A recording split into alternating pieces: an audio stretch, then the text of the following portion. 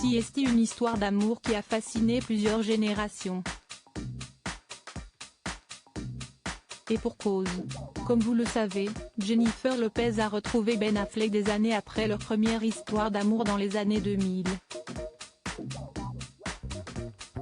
Tous deux s'étaient donné la réplique dans le film Gilly, de Martin Brest, et s'étaient fiancés 3 mois plus tard.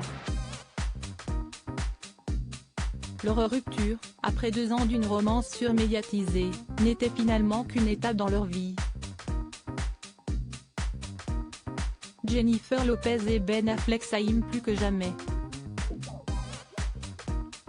Ils se sont même mariés, enfin, le samedi 16 juillet 2022 à Las Vegas, la ville du jeu et de l'amour. Ce qui explique que, musicalement parlant, J-Lo ait subitement retrouvé l'inspiration. À l'époque de leurs premiers émois, la chanteuse de 53 ans avait sorti un album basé sur cette idylle, intitulé Zissisme. Zen. Voilà qu'elle s'apprête à sortir un nouvel opus, suite directe de cette archive, titré Zissisme. Now. Cela a été le plus grand chagrin d'amour de ma vie, le clin d'œil est savant. Comme elle l'avait fait dans les années 2000, Jennifer Lopez a très largement puisé dans sa romance avec Ben Affleck pour écrire les 13 chansons inédites qu'elle va présenter. Il y a 20 ans, je suis tombée amoureuse de l'amour de ma vie, rappelle-t-elle dans une interview accordée à Apple Music. Je travaillais sur un album et celui-ci a capturé ce moment dans le temps.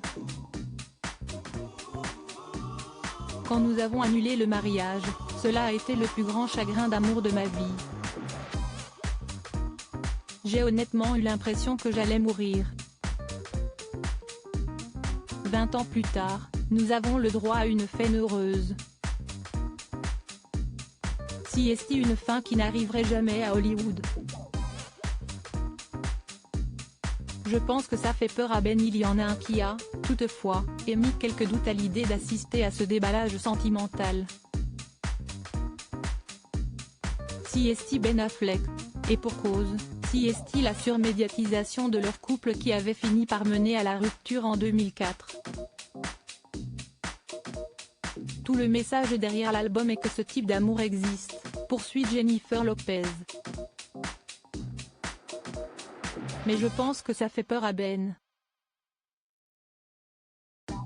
Il m'a dit, tu veux vraiment raconter tout ça? Et je lui ai répondu, je ne peux pas faire autrement.